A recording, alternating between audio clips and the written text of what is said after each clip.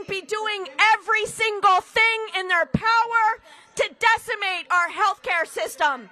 They are coming for our fundamental rights, including the 14th Amendment, our very citizenship.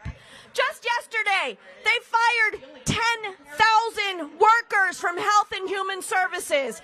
They've decimated the centers. That's right. They've decimated the Centers for Disease Control. They shuttered USAID, which provides funding for HIV prevention and treatment in the poorest parts of the world. The cruelty is the point. They literally took the letters USAID off the damn building. Now Congress is proposing $880 billion in cuts to Medicaid, our country's healthcare system. This fight isn't about abortion access. We need to keep and make sure that we secure our rights to reproductive health care. But this fight to them is about power. They want power over us. They want power over women. They want power over trans people. They want power over the poor. They want all of us to be working for them. They want power over every single person who isn't extremely rich and looks exactly like the rest of them. That's it. They want to be able to tell us how to live our lives, what healthcare choices we make. The attack on Planned Parenthood is an attack on freedom, and popular democracy will show up for Planned Parenthood every single time. They know that when we organize, when we fight, and they are scared, we are going to stand in solidarity with Planned Parenthood. We are going to fight and win against this fascist regime. We are going to win the multiracial democracy that we have been fighting and making progress towards for decades. They have the political power right now. They have the power of hate. But we have something that is so much stronger. We have the power of love. We have the power of community. We have the power of the people, and they cannot stop us. So I pledge that popular democracy will keep showing up here in front of these steps and in the halls of Congress. We will show them our humanity. They cannot take that from us. We will fight alongside, with, and for Planned Parenthood, for our reproductive health care, for Medicaid, for Medicare, for TANF, for SNAP, for Social Security. We will fight to have abortions and live the life that we want to live. And we will keep fighting for all of us, every single one of us, to have access, even them, to have access to health care. Listen, I got something for you to do. We're going to be coming in to D.C., roaming the halls of Congress, talking about our needs for health care every single week that Congress is in session. Will you join me? All right, thanks everybody. We have the power of the people. When we fight, we win. When we fight, we win. Thank you so much. If you follow Jen Flynn Walker into the House of Congress, I can guarantee you're going to get into good trouble, so make it happen. All right, I am so excited to introduce this next group of folks. We are fighting right now to preserve patient choice so that people who have Medicaid, who have government insurance, can come to the provider that they care about, that they feel safe with, and that is oftentimes Planned Parenthood. This group of folks are fighting to make sure that Medicaid stays a value and is available to people across this country, because there's a fight happening in that building that has the ability to decimate our entire healthcare system, and particularly those who need it most. They're going to come talk to you about their fight, and it is our fight as well. So I'm going to introduce Dr. Jackson. from repairs of the breach, and they are here to fight for the moral standards and the battle raging in Congress and for women and families. Take it away. Thank you. Greetings, dear friends. It's good to be here standing with you today. We must stand. We will stand. And we are standing right now. I'm standing here today, and we have Bishop William J. Barber II, President of Repairers of the Breach, Senior Lecturer of Repairers of the Breach. He's on the phone, and he's going to just say a quick word to us now. Bishop Barber, speak. We are all ears. Can you hear me? Yes, we can hear you, Bishop Barber. It is good that we are together, my brothers and my sisters at Planned Parenthood. We have stood together. And abandon the pro-life conviction she once held. And we will Once she stand started together facing the demands of today. her life, she took a job at an abortion facility. We can't hear you very well, Bishop Barber. Such as the disposal Is it the other one? and the manipulation tactics Oh, this way. Okay. Now, Yes, okay, go ahead. every single day. After being convicted by I said that we have stood together in the past. We stood together today, stand together today, and we stand together in the days to come. Amen. What we know, Yes. is that the same people and the same forces that do not want women to have a right to choose are the Yes. same forces that want to take Medicaid. Yes. The same forces that want to take health care and Social Security. Yes. The same forces that suppress the vote. The Yes. same forces that block living wages. Yes. And in this moment of history, we understand if they are cynical enough to be together, we got to be smart enough to come together and stay together and fight together. Yes. Yes. We Yes. cannot go along with this budget. We cannot go along with what is happening. This budget is a budget for the greedy.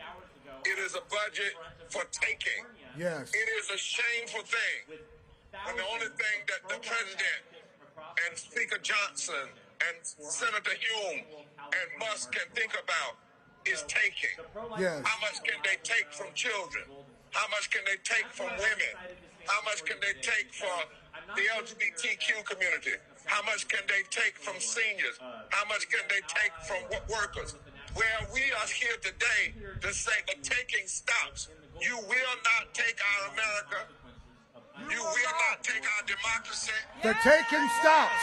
Take our lives. The taking stops.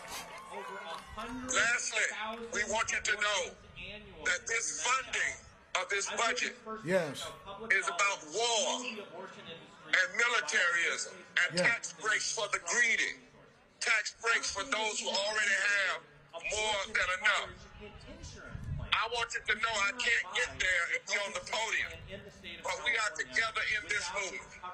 Now is the time that we must call for a mass movement across America. Now is the time that we must do whatever it requires in our nonviolent tradition.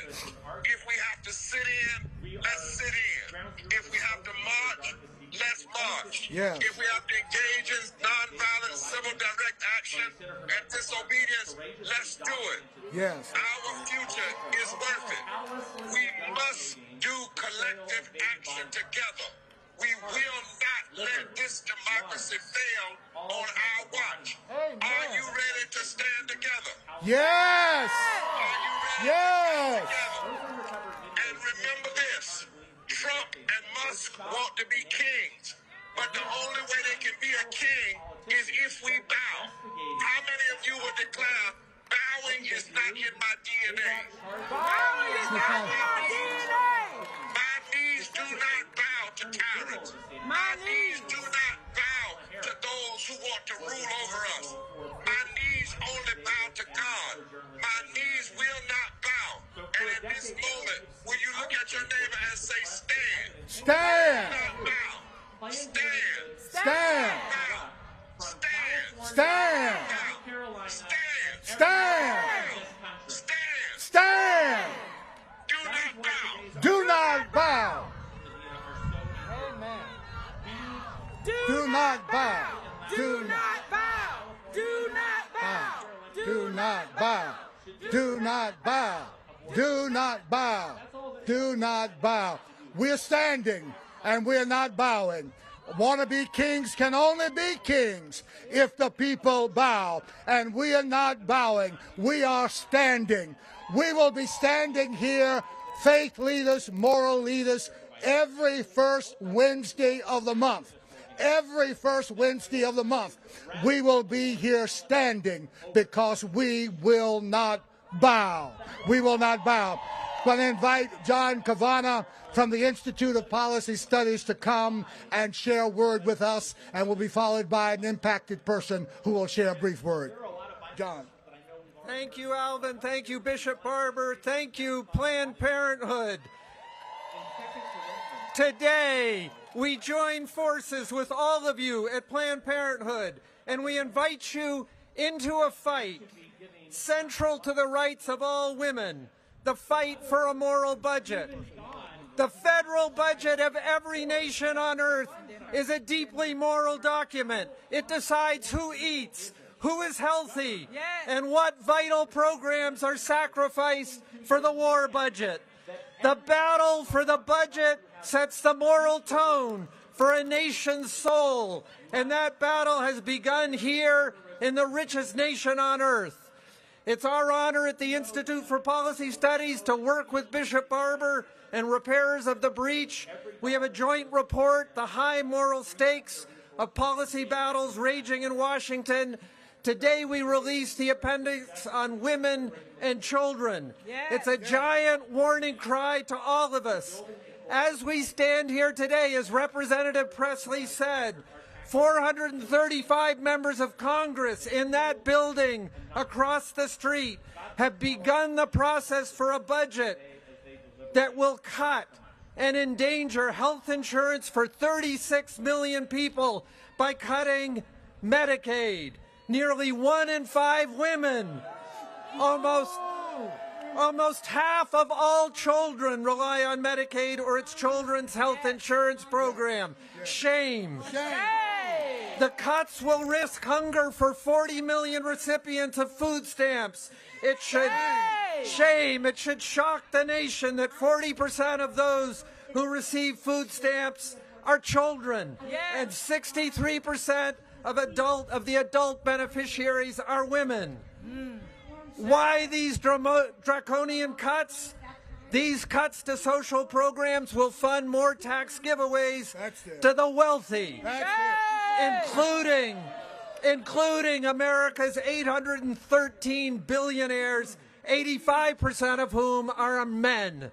Shame.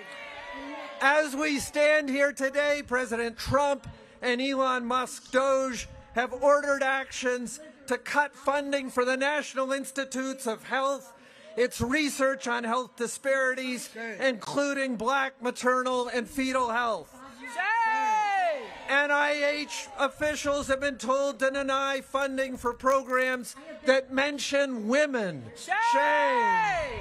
They have ordered immigrant raids and deportations that will separate families, potentially harming the 4.4 million U.S. citizen children with an undocumented parent. I ask you to go to the websites of Repairers of the Breach and the Institute for Policy Studies to access this report and its details and to take action. Join popular democracy, as the last speaker said, and demand an end to policy violence against women and children, and demand the urgent adoption of policies that guarantee a healthy future for all. Thank you. We will not bow. We will not bow. We are standing. We will not bow. We are standing. Receive now the Reverend George Walker, Chief Equity Officer for Planned Parenthood, and will be followed by Angie Whitehurt. Good morning. Good morning. Greetings. I'm happy to be with you, but I want to jump right in and tell you why I am here today. I'm in this fight because I believe in the mandate that we allow the children to enter the work and the world of peace and justice. Yes. I understand that when Jesus spoke those powerful words of blessing in the 19th chapter of Matthew, it was not a setup for children to witness hardship. It was about following the lead of children, those who have not inherited all the vile ways we later grow up to use to malign people because they are different than we are, pray differently, or have circumstances not like our own. We understand the mandate to suffer the children and bid them to come is not what is happening today. Now, to be clear, I'm proud of my work at Planned Parenthood, but it is because I am an ordained minister called by God, and I believe that for those who work on the side of solidarity for the poor, it means standing in the breach. It means sometimes being the only light that is seen. It means that the light might be coming through those of us who believe that our faith is something bigger and greater, and it is what sustains us. It's not just about thoughts and prayers, but we are abundantly clear with our emotional and, if possible, our physical backs straight up against oppression and tyranny. We understand what it means to be here for good trouble. I am here to tell you that my understanding of the teaching of any historic faith leader, irrespective of religious tradition, is in solidarity those who have the least and need the most. Women and children. Health care and choices about health should not be up for debate because you are poor. We are here to raise the alarm. I'm here because I do believe that everyone who works for our care, Planned Parenthood believes in the dignity of all people. And I know that a gathering of people of faith, you believe that too. You understand that our mandate is one of justice. Our work is to repair the harm that so many have wrought. And it demands that we follow the tenets of treating everyone as a brother or sister. Amen. I'm grateful to be here and thankful for the honor of standing with you. Amen. Amen. We are standing. Amen. Amen. And a woman too. Angie Whitehurst. Very quick. I'm going to keep my remarks short. My name is Angie Whitehurst. I'm a native Washingtonian. I live in the territory of the District of Columbia. I have Medicare and was in D.C. Medicare until paperwork, stress, obstacles made me change and opt for the copay option. I have to decide between probate bills, utilities, gas, water, electric, and my own personal needs. And those critical choices with the latest cuts to take health options, waiting for a primary care appointment, and $30 to $50 fees to see a specialist. For me, post-stroke with allergies, asthma, fibromyalgia with complication, it is a go with the system and a waiting while not healing, getting better but worsening to at no point of return, called the end of life. Multiply me by 53,000 on Medicare, Medicaid in the District of Columbia. This is a human genocide dictated by government budget and authorized by artificially human programmed intelligence. The right to live in my country is a human right. I cannot stand silent for myself and the more than 79 million families in my country and suffer without a valid need to sacrifice their welfare and lives through genocide. I will not stand by and let home rule in D.C. be snatched and returned to the plantation rule of unelected appointees. I will speak out. Yes.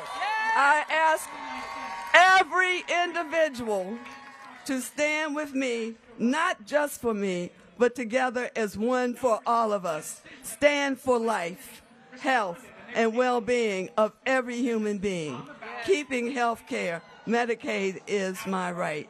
And I will end my story quickly by saying, Reverend Glenna Uber always says, and it's since 1619 we've had slavery.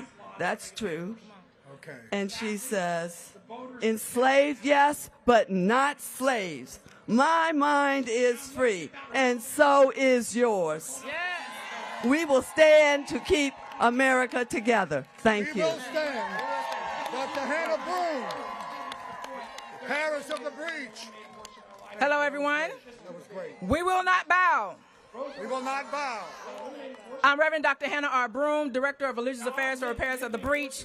I stand before you today not just as a clergywoman, but as a moral voice, carrying the weight of every pew-sitting grandmother, every underpaid single mother, every hungry child who cannot comprehend why the richest country in the world has chosen to forget them. We're talking about a federal budget that proposes to slash Medicaid while 36 million people, many of them women and children, depend on it to live. So let's be clear, this is not budgeting, this is brutality. It is the women and children who are carrying the full weight of this policy violence. Because that's what it is. It is policy violence. And silence in the face of such harm is complicity. Let's say it together. We will not be silent. We will not be silent.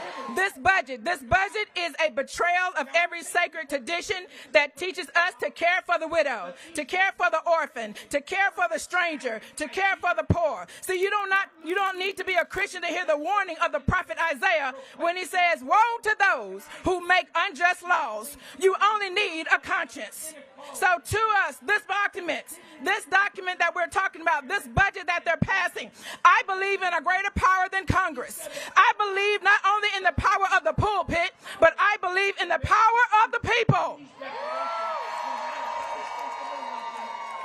We will not allow this budget to pass quietly. We are going to show up. We're going to speak out. We're going to organize. We're going to pray. Yes, but we will also protest. We will also push the limits until justice rolls down like waters and righteousness like an ever-flowing stream. We will not be silent.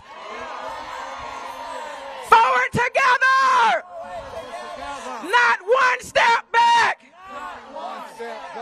Forward together. Forward together. Not one step back. One more time. Forward together. Not one step back.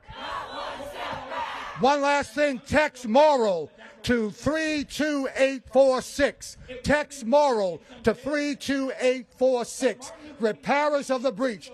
We are standing. We will stand every first Wednesday of the month. Right here, join us, repairers of the breach.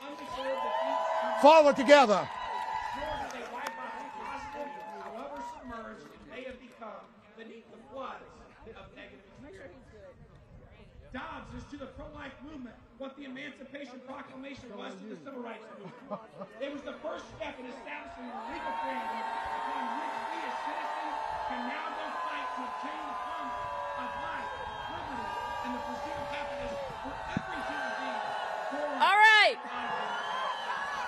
This side, I'm for. This side, Planned Parenthood. That will look at Kansas and other states where constitutionalism is rejected and decide that we should just accept the status quo. All right, we're going to shift it up. You ready? I'm for Planned Parenthood. All right, are you ready? I don't think so. Anywhere we go, now millions of children. I'm for. All right. And we practiced earlier. We're going to try one more time. If we haven't won, we're not done. If we haven't won, if we haven't won, if we haven't won, there are so many more of us. There are so many more of us. And you know what's beautiful about this? We are fighting, Jen Flynn Walker said this, we are fighting for the health care and the rights of everyone. Everyone, whether you're on this side or that side. So I don't really care what they're saying over there. We're fighting for the health care of everyone, including them. They can take it or leave it. Not my problem. Not my problem. All right, I'm here to deliver you some leaders who are gonna tell you and bring it home and explain what they are doing to help fight this fight. We are so excited to be joined by the chair of the Democratic Women's Caucus Reproductive Freedom Task Force and the California 28th Congressional District, Representative Judy Chu.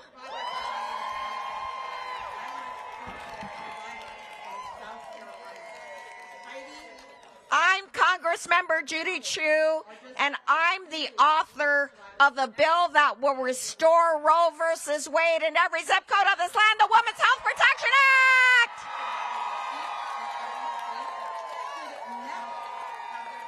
And I am here to say we will not go back. We are here today because we know that the fight for control over our own bodies did not end with the overturning of Roe. We are here today because we know that anti-abortion extremists will stop at nothing, and they are refusing to allow Planned Parenthood to participate in the Medicaid program. But you know what? They will stop at nothing until they have a national abortion ban. And are we going to let them? We know better. We know that 1 in 5 American women use Planned Parenthood during her lifetime. Yeah. We know that Planned Parenthood provides safe, confidential care from birth control to STI testing to family planning. They are people like my constituent Audrey. Audrey was raped in her first week of college, and there was one place she could turn to for care: Planned Parenthood. Audrey told me she knew she could not control her rapist's actions, but with the help of Planned Parenthood, she could get birth control. And she told me by taking this birth control, she was able to sleep at night knowing that, if nothing else, she could control one thing in her life. Yeah. And another young woman like Stephanie, whose endometriosis caused her so much pain that without birth control pills to manage her condition, she would not be able to go to work every day to pay her bills. Planned Parenthood made that possible. And that's what Planned Parenthood does. It provides care. But extremists are once again trying to rip Planned Parenthood away from millions of Americans. And are we going to let them? Well, we know we can win. We know because we've done it before. In 2017, Planned Parenthood supporters descended on Washington, D.C. You flooded the phones. You demonstrated. And together, we were able to make sure Planned Parenthood wasn't defunded. Our opponents are counting on us to give up, but we cannot let that happen. This is about Audrey. This is about Stephanie. This is about all of you here today and the millions of people across the country who rely on Planned Parenthood every single day. So let's fight back. And I want you to know that even as Republicans in Congress continue to attack Planned Parenthood, Democrats in Congress will stand up and defend it.